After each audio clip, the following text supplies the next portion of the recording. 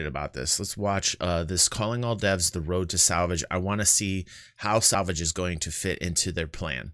Like I said, as an industrial player, I'm very interested in these types of topics.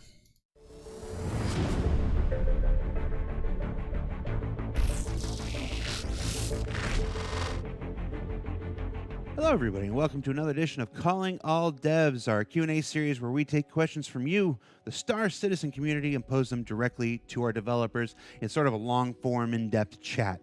Now, this month's episode, we've got, well, you guys spoke very clearly in the question thread, so we're going to tackle this one head-on. We're going to talk about Salvage and a couple game systems that are related to Salvage, involved in Salvage, twisted up inside Salvage. All We're going right. to start the conversation off where most things design related start with our own Todd Pappy. Todd, how you doing, man? Hello, sir. How's it Mr. going? Pappy. Doing well. Thank you for talking to me from your palatial office. If you remember. Yeah, the camera adds some depth to it. You have to. Dude, is that Jared's actual room, or is that like a green screen behind Jared? That is fantastic. He's got the old Star Wars 1980s, like flying down the Death Star type vibe thing going on there. You guys remember that? Holy God, man. That's one hell of a room. Oh my God, dude. That is killer. Good for Jared. I mean, he's putting Pappy to shame. He's putting Pappy to shame. To read YouTube comments to get that joke, and we don't. Pappy looks like the wizened kind of the wizard, you know, like he's got like all the books, and he's, Jared's just the big kid, man. I love it. We don't recommend it. All right, so Todd, let's talk about Salvage here. Let's talk about the basics. How do we see overall? How do we see Salvage working in the persistent universe? We really break it down into 4 different types. So there's hull scraping, which would be actually removing the hull, or basically the paint off of the hull. Then there's components.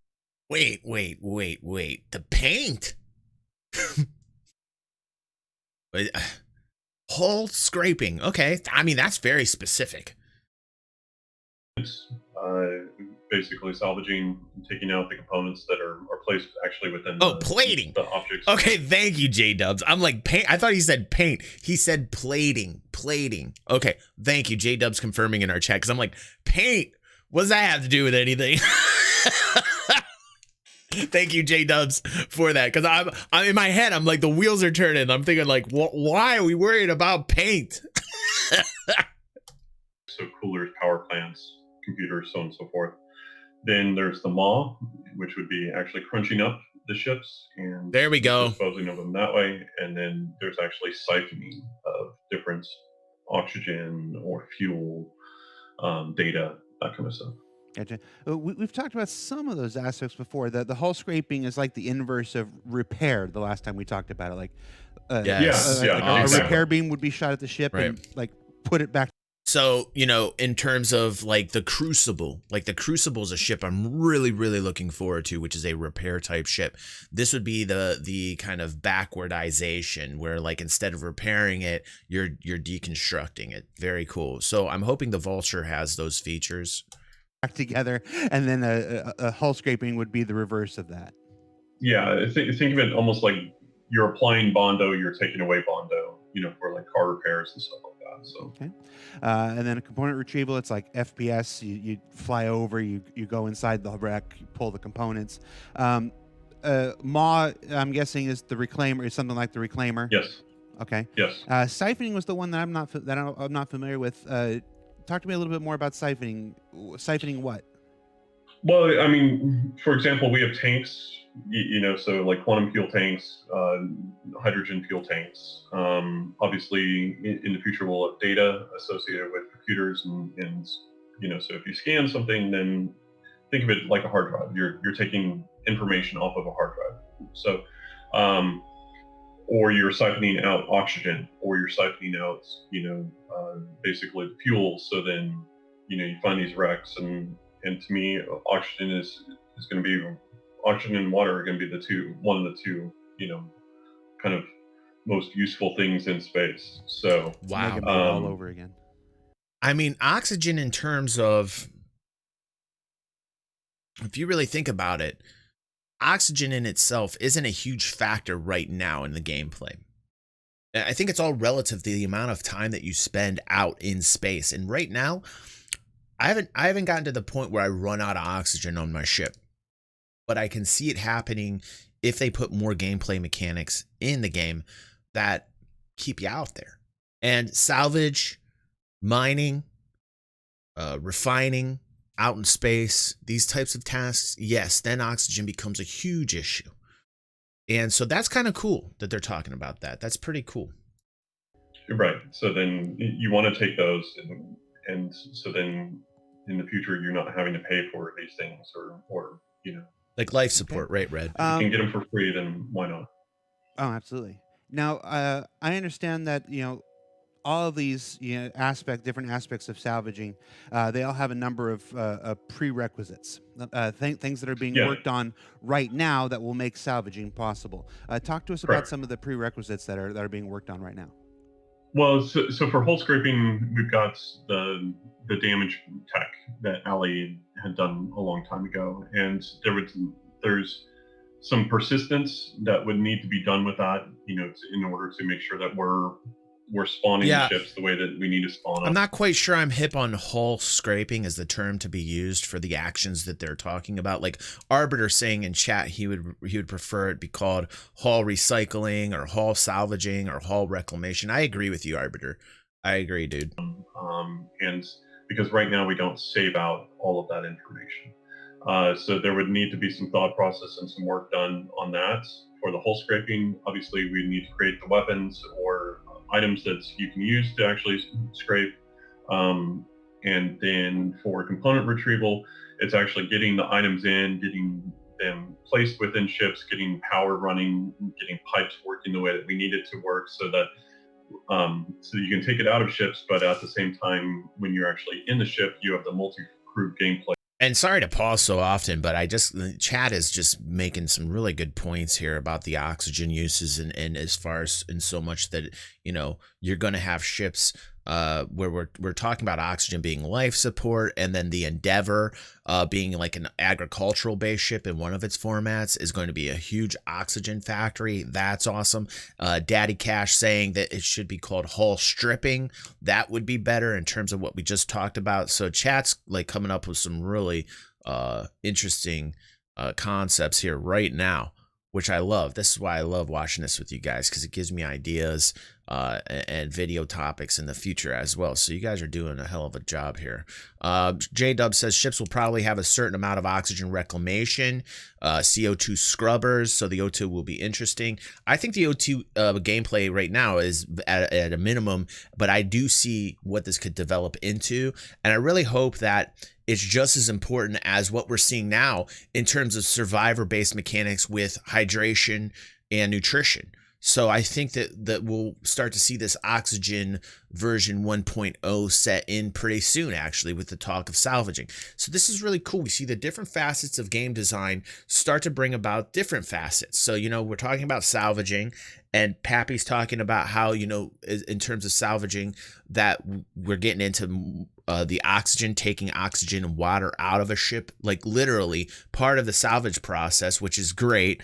And these things will cost money and feed right back into the economy. So this is really cool. I'm digging this. Of actually removing those items or switching them out on the fly if you're flying around, or even if you're in battle.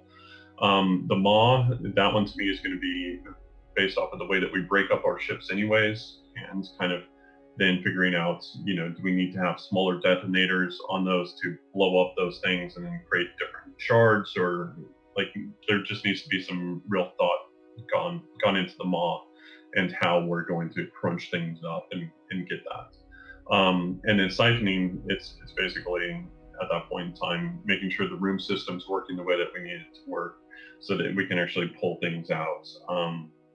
Making sure that we can actually put things in too, so like getting our life support working the way that we need it to work. For the fuel and those tanks, it's basically just making sure that we have a entry point so that we can actually pull things out. Okay. And I understand a couple of those things are actually being worked on right now. We've talked to Yes. we've talked about the conversion to the physicalized components and everything before, and we're going to talk to John Crew after you about where that's at and how that's going. That's great. Yeah. But power would So we're saying in chat as well, like Ross is saying explosives is part of salvage. Nice. Yeah, that's cool. That's cool. That's very cool, Ross. Very, very, very. Let's see here. Controlled detonations, obviously part of salvage. I used to, as a kid, get into that. You know, I used to be on a crew where we would just tear things apart. And you know, there was a methodology to it. So that's great. That's great that they're talking about this. would also be a prerequisite. I understand that we're working on our revamp of power system right now as well. Well, yeah, it's basically we got power system to a certain point, and it was workable for. See you, Cash. Have a good so day, long, bro. But now Thanks that for we're really getting joining into us on multi-crew stream here. shifts and By the way, getting into that. By the way, before Cash leaves, I want to thank Cash and J Dubs again. I always do this, and I love to do this, and I want people to recognize that both J Dubs and Cash are responsible for helping us out with this month's giveaways and giveaways in the past here within this community. So, you know, a nice golf clap for J Dubs and Cash for helping us out on our giveaways. Thanks, guys. Have a good day, brother. Have a good day, Cash. Thanks for joining us, bro. Thought process. There's fundamental things that just need to be finished off in order to make sure that it will work right. You know, so that's, let's say, a power plant, you know, or a fuse in the ship goes down.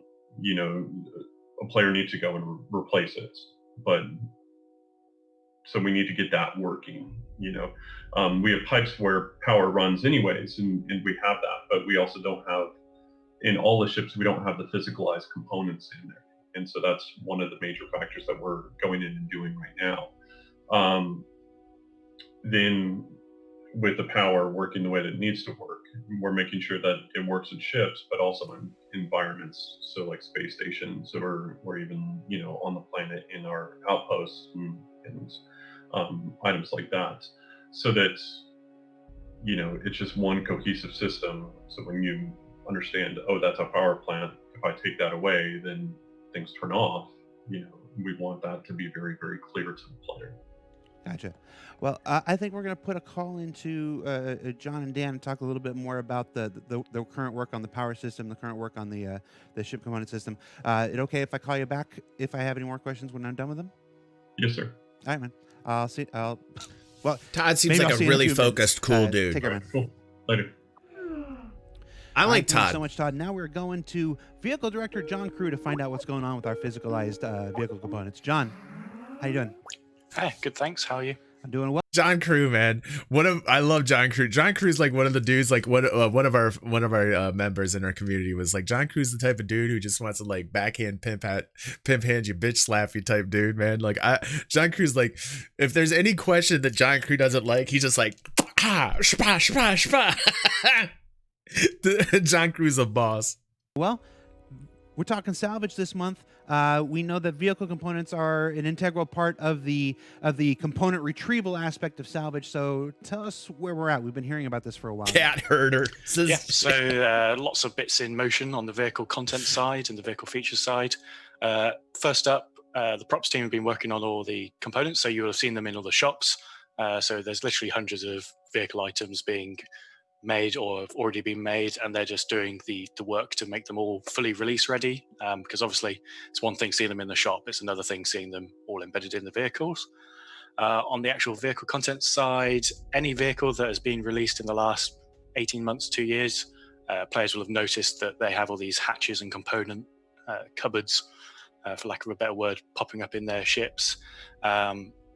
So we build them in at production point now, or concept phase, so we know where they all go. And then we're going, at the same time, we're going back through the older ships. Like, I think one of the first ones we went back to was the Retaliator, to carve out the spaces for them in the geometry. So if you look at the Retaliator now, you see all these items in the ship. So the props is one bit, the vehicle content is the other, and then the last bit is the engineering side. So at the moment, if you see a component in a ship, take the Retaliator for example, those are not the actual items, they're just brushes placed in there to validate that the space is all correct, it's all going to work, you've got enough access to it. Some ships, such as the Carrack, actually, when you open some of the hatches, they do have items in there. Those aren't brushes, they're the actual items attached to your ship. But because of various limitations that I'll get onto in a second, those are actually attached to the exterior of the vehicle, because that's just how all our systems work currently. So whilst they're inside the ship, they're actually outside the ship. And when you're inside the ship, you can't interact with anything outside the ship and vice versa. Oh my gosh. So we need to solve that. So scheduled for next quarter, the vehicle tech team are going to be working on a way to place those items physically inside the object containers of the ships, and then they will all automatically link up to all the external systems we need. And that will allow us and allow you to change your items inside the ship, see them visually change, and actually all be hooked up, which is, of course, a precursor to salvaging, because you need to salvage stuff that is inside the ships. Right. So those are the three big areas that are sort of in progress on our side. Gotcha. And those are all in progress, while other teams are working on the power systems and everything, the pipe system that will make all these components actually function and make removing them and putting them in actually mean something and change something to the ship. John, thank you so much. And Effigy's saying, essentially that they need to have the items bridged from the exterior container to the interior containers. Yes. We're going to move on over to Dan Truffin and learn more about that power. And chat noticing the Warhammer 40K mech in the background on John's desk to his right. Power system now, so I'll let you go. Thank you. Cool. Thank you. All right, thank you so much, John. Now we are going to a man who needs no introduction, but we're going to do it anyway. Dan Truffin, designer extraordinaire from Frankfurt. I don't know. Dan, how you doing, man? We're doing really good. This guy, Dan's like a happy, serious dude. Dan did a lot of work on the mole, or at least he presented it. And he was in one of the Inside Star Citizen episodes that dealt with mining and talking about the different mining heads on the lasers. And I really appreciated his information. And he just has that kind of really calm, cool, happy nature about him. But he's also a very focused individual. He reminds me of a dwarf of some sorts. His look, he's a pretty big dude, but he's got that kind of like Dwalin Ballin, Thorin kind of Lord of the Rings dwarf kind of feel to him. You know what I'm saying? Working from home, so yeah, it's fun. Aren't we all?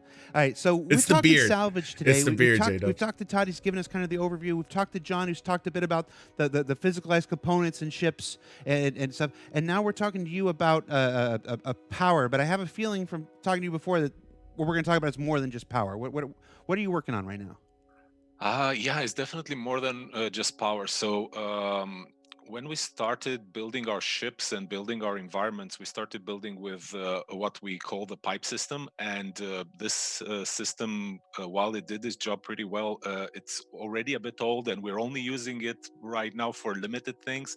What we're trying to build is a system that encompasses all the resource generation and how you control items. And so when we're talking resource generation, I'm talking power, I'm talking CPU, I'm talking. Okay, this is good. He's getting into the subsystems here. This is great. I feel very confident when Dan works on something in terms of like ship design. We saw the improvements to mining. We saw how the introduction of the mining heads on these lasers made mining like 110% more interesting for miners. It really did. Like the Mole and the Prospector being the mining ships currently flyable in the game, we saw when the mining heads came into existence and Dan introduced them into the game, that mining's gameplay went up tenfold at least in far of the amount of knowledge you had to have to do the task in the game. To be a miner in the game, you had to know about these mining heads and what they do. Not everybody's going to know that. So you're creating a legitimacy to the occupation of mining. In terms of salvaging, it looks like Dan's doing the same thing. It looks like what he's talking about on the subsystems with salvaging is great. He's talking about power consumption, CPU, like everything that it takes to salvage. Now he's like stepping it up. So everything that they learned from mining, they're applying towards salvage. And it sounds like being a salvager is also going to be a legitimate occupation within the game. And there's going to be people that don't want to get into that information, which makes your occupation as a salvager much more in demand, makes you more valuable for knowing these things. So this is great. I love that they have Dan working on these kind of subsystem sets within each occupation. It's awesome. It's really Fuel, good. I'm talking coolant. I'm talking any type of other resource that we'll have in the future, ammo and all this stuff.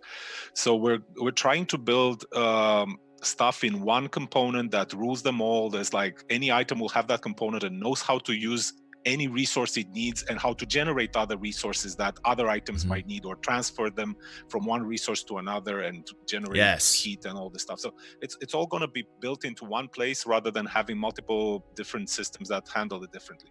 So it keeps stuff cleaner. Interesting. It allows us to work faster, and at the same time we're going to try to make this so it sounds like they're even taking the subsystems and making it one type of utilitarian tool. I'm not quite sure I'm okay with that. I don't want it to be easy mode, so this is going to be interesting to see how they're going to introduce this, but I do have confidence in Dan in making this like a good experience. Work a lot better with what you see is what you get editor, so people can actually link all of these connections for resources in the actual visual editor of the ship, rather than making it into dry XML database somewhere, or in a data tool, which is very hard to imagine how the thing will actually function. So all of this stuff is gonna be made in the editor, is gonna speed up production for ships, and obviously the ships are gonna start becoming way more alive, because now once let's say you don't have fuel, you can't generate power, and you don't have power, you don't have CPU, you can't generate shields. All of these things are He's not talking about the actual ship subsystems. He's actually talking about on the dev side, right, chat? Okay, yeah. I'm reading chat. Yep. You're gonna start having cascade failures, and you're gonna have to run there, repair the item, turn it back online, or route power through a different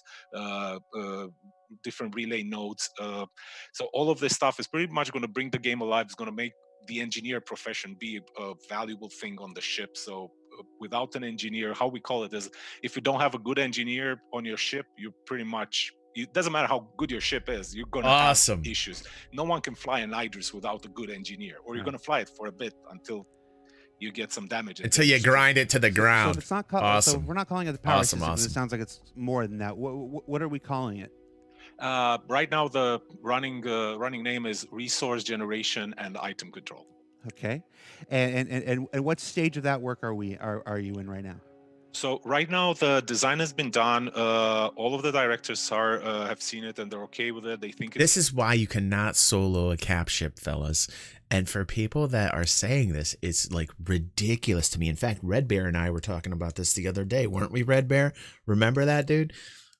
We were talking in a DM, and we were talking about how ridiculous it is that people are actually thinking they can solo these large cap ships, man. And I'm going to be the first person to show them they can't, because I'll be out there and I'm just going to basically destroy them.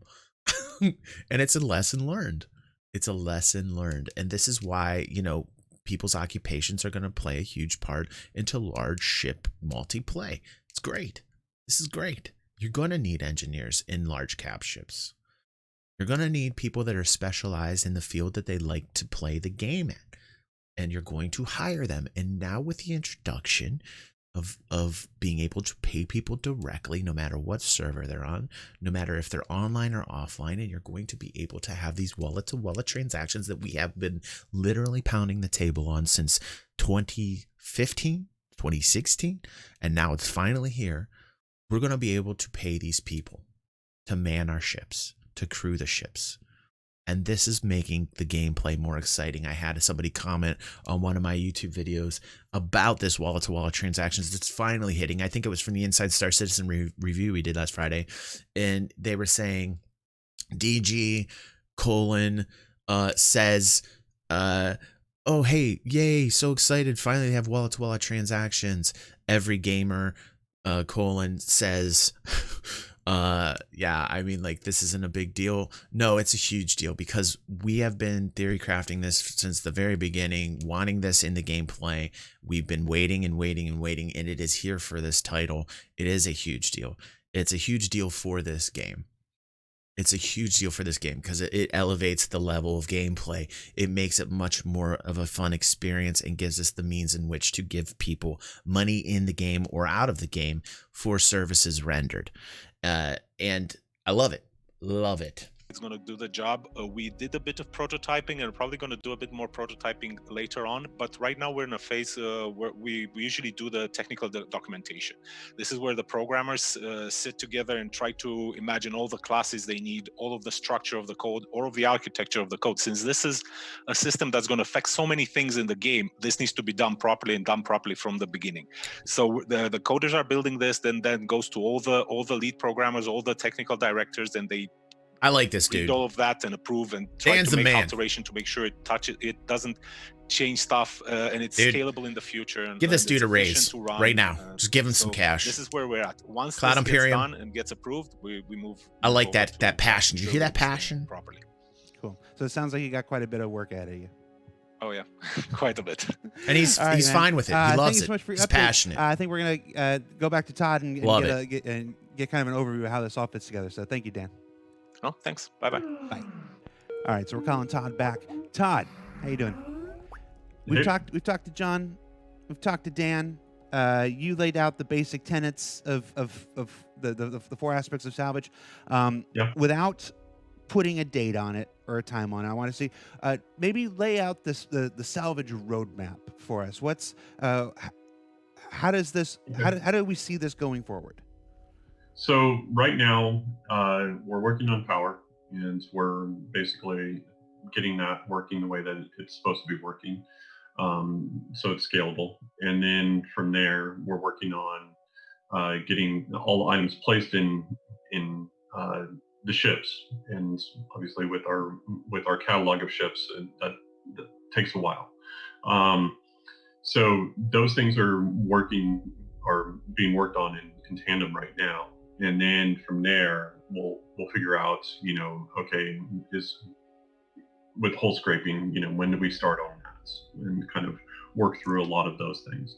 So with that, those have always been kind of in Chris's mind, my mind, Tony's minds. Those are really the first, ideas of what salvage is. So then it'll just be, okay, do we want to release the components, aspect first, or do we want to, release hull scraping, with the components, and say that is salvage as a whole. But no matter what. The latter should be the way that they go about this. They should not just release the components first. I know a lot of traders are probably upset for me saying that, but I want the gameplay in that gives us those components personally. I think that's the way I'd prefer it. I would really want to have that kind of gameplay, that game design in the game, and have the components at the same time land. And I want this as quick as possible. What I think it'll just be us figuring out, okay, hey, here, this is our base salvage, and then we'll continue to iterate on it. This is gonna be a while. Much like we did with mining, where we put out, an idea of, hey, this is salvage, or this is mining. Right, J-Dubs, right, dude. FPS mining. And from there, we've done other adjustments to like volatile mining, so on and so forth. So it'll be kind of following the same cadence that, or salvage will be following the same cadence that we've done in mining. Cool. So this sounds like a lot of dependencies, but things are. They're theory crafting it. They're theory crafting it now. So like, you're not probably going to see this till 2021. And that's a little bit upsetting, but hey, that's just the way it is, I think. And this is something, we were talking about in our community, that where like these types of things, should have been happening a while ago. We were theory crafting salvage in 2016, and the thing is like, I really think it's important that Cloud Imperium listen to the community and what they want, especially from those people that want to make salvage their occupation. I think they're going about it the right way. But I wish the work was a little bit faster in terms of this type of play. I mean, the good news is that we did get wall-to-wall transactions in that will help the industrial players. So that is nice. The good news is we do have mining in game, and it's relatively fun right now. The areas where you should be mining the most and where the most value are, in my opinion, should be out in belts in space, more accessible to other players, so that more PvP happens, so that more miners are hiring escorts, so that you see that kind of content come into the game through player-to-player interaction. I think that the rarity of mining in a ship as far as value should be in the fields, in space, because that is where you can find the action. Having it on planets, okay, that's great. You want to play it safe, but we got to talk about value. We got to talk about scarcity. We got to talk about where we want the action to happen. I think when it comes to ship mining, that the best places would be out in belts in space, my personal opinion. But that's another discussion to be had. Are in motion right now then? Yeah, we are working on aspects of it, but it just saying, okay, hey, that team is fully focused on it. No, that team is fully focused right now on basically getting power working the way that. All right, Todd, thank you so much, man. We'll let you go. So it's going to be a while. All right, take care. Take care. Bye. Bye. All right, so that basically wraps up this month's Calling All Devs. Remember, you can submit your questions for consideration on topics that we cover on the show up in the thread, up on Spectrum. Yeah. And I want to thank Todd Pappy, John. Chat saying, Ross saying in chat, I just like the transparency provided on Salvage in this video. Yes, they are very upfront and forthcoming with the information. Absolutely agree. I do think that that's one of the mainstays of this development, this project, is to be able to watch the development at this scale. I think they need to keep doing these. I think production value needs to kind of increase just a bit. I get they're all working from home and it's in quarantine. I get it. I think for most of us hardcore Star Citizens, this is sufficient. I think Fleet Week fitting in the way that it has been perfect. We talked about sales on a prior earlier on in the stream and in a prior highlight that will appear on my YouTube channel. I want to thank everybody for watching here today, guys. I got a lot of editing to do and a lot of content to push towards the YouTube channel. We are near 10,000 subscribers now on the YouTube channel. I couldn't have done it without you guys. I've had a wonderful day where we've hit our second goal on our Patreon page. I will be having the interview out to our VIPs with Execute from InfoRunners later this evening, so stay tuned, VIPs, for that. Our giveaway is going to be called next weekend. We are giving away a G12A, which is one of my favorite looking rovers ever in the game. Thanks to J-Dubs, thank you J-Dubs, and 2 P72 Archimedes with the emerald skin. Say that 10 times fast. Thanks to Cash, thank you Cash, who was here earlier. And we're giving a $25 Amazon gift card away. Thank you, Santa Claus. One of my favorite dudes right there, coming in to support us. Thank you so much, bro. Coming in with that javelin. Thank you so much.